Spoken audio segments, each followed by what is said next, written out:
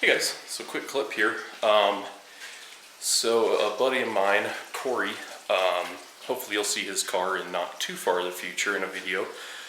So he has a notchback Fox body car that he's building for drift, and it is super cool.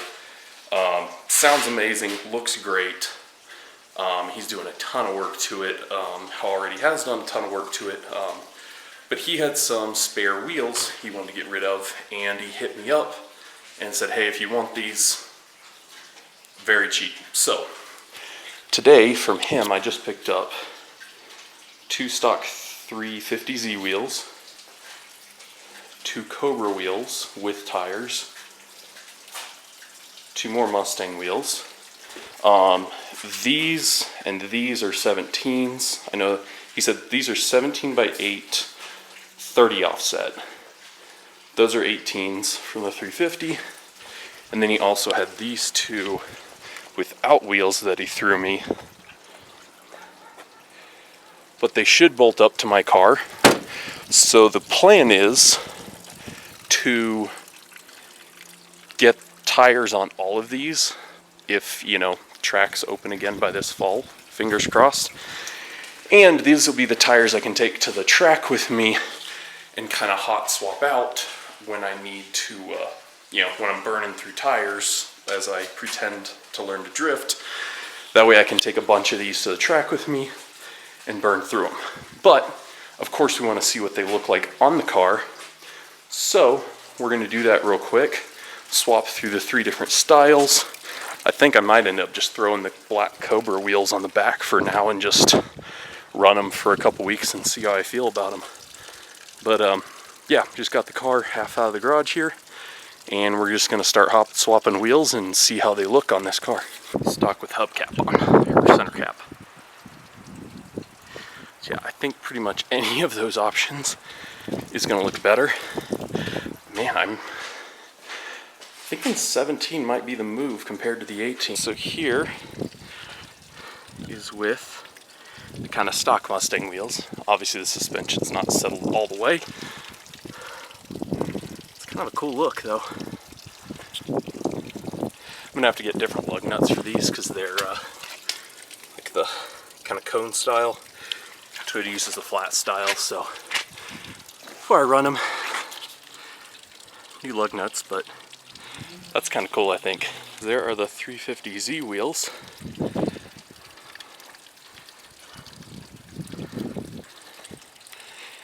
And again, you have to drive this car to get the rear suspension to settle back down, so that's like crazy wheel gap compared to what it would have. These things are wide though. Real wide. I do have spacers, of course, which I could eliminate. Here are those Cobra wheels. 17 by 8. I was gonna run 18s on this car, but now I'm wondering if I should just run 17. So for these, I decided I made the suspension settle real quick because I just wanted to see them. So it makes the appearance of more wheel gap because these stock wheels are, this is a 215/60 16. Meanwhile, these are a 245/45 17. So a much, much lower sidewall. So even though it's a 17, it gives more wheel gap. But goodness, look at that. I think these are going to be the answer. Ignore that. Yeah. So I think I showed this, but when I was stripping the back out of the car the other day, the stock speakers, as you can see with my finger, are incredibly blunt and weren't doing much. So how these are set up, that's actually a 4-inch speaker mounted into a basically 6.5-inch base. And when you take these apart, this just unscrews and comes out. And the factory ones, if it'll focus, are held by two little clips So that way, the wiring pigtail, I can actually directly just swap this straight onto my new speakers, which are Infiniti reference 6532EX. So these should work pretty well with the stock system, the stock amp and everything like that. But I'll be able to just clip those directly on, bolt these puppies up, and have some way better sound. Now I'll explain what I'm doing up front.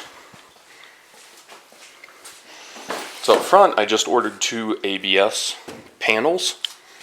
So what I'm going to do is delete this whole thing, because it's leather and heavy, and yeah. And I'm just going to do a custom flat ABS panel, transfer over, window controls and stuff like that. And then there's if you've ever seen pictures, and you'll see when I take it apart, there's a massive piece holding the speakers in on these. They're 4 inches and can't be modified.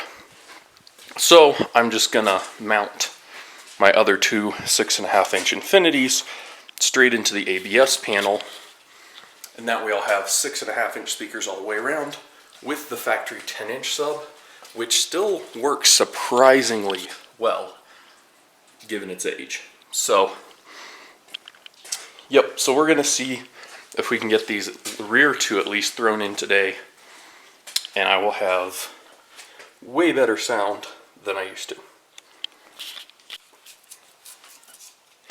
Alright guys, so I've had to basically resort to plan C at this point. So the brackets they sent with the speakers don't work with the car. And I can't bolt the speakers directly to the car, so what I'm doing, I'm taking the OEM bracket, I'm removing this bottom foam, I'm cutting out this entire inner circle, and then I'm screwing the speaker directly into here and then applying new foam to the back. So I'll kind of get started here and show you as I progress through the steps. Well, it's far from pretty, but there you have it. Got the inside all knocked out, and new foam is applied to the bottom. So now I'm going to mount the speaker on there. And as you can tell, I had to kind of give up on having those covers on there because it just was not working out with how I had to mount these. But it's mounted to this. Wiring is run. So let's go inside the car, mount this up. So inside the car you can see, just very simple hole, 4 screws, and then that's my connector right there. So I'm going to drop it in, bolt it up, and then we're going to test this thing out. Alright, there you have it. Factory sub and 2 Infiniti reference speakers. Looking good. As I said, I still have to do the fronts, but that will happen as I'm making the custom door cards, which will hopefully be soon. But of course, as I said, these seats are going away. So as I'm doing the seats and the door cards, that'll all be projects that will hopefully happen fairly soon here, while we're still doing our best to stay at home. So anyway, I'm going to test them out, see how they do now. Alright, wish I could show you guys how that sounds, but not looking to get copyright strikes or anything for music. So it kind of sounds crappy if I run Spotify through it, but I have kind of a heavy bass EQ set up on my phone on Spotify, so that's probably just overloading the system. But just listening to it straight through the radio, it actually sounds really good. They don't have a ton of like extra bass to add in, but the highs are super, super clear, and they're just really crisp. So I'm excited to get the fronts in and be able to experience the full sound. But yeah, no, it already sounds really good. I just biased my fade to the back a little bit so these junky blown out front speakers aren't having much of an effect for now until I get them replaced. And just having the backs kind of overpowering the system sounds really, really good. So I'm excited, definitely happy, very good upgrade for this car. I do want to do like a full-blown sound system in the LS eventually when I have the money to throw at it, but for the little street ripper drift car, this is more than enough sound for me. So super happy, definitely recommend. Of course, audio upgrades are always a good thing. I haven't done audio upgrades in a car in a very long time, so this is very fun, even though it's very annoying to install for me because I am not good with audio. So anyways, that's that for now. On to the next thing.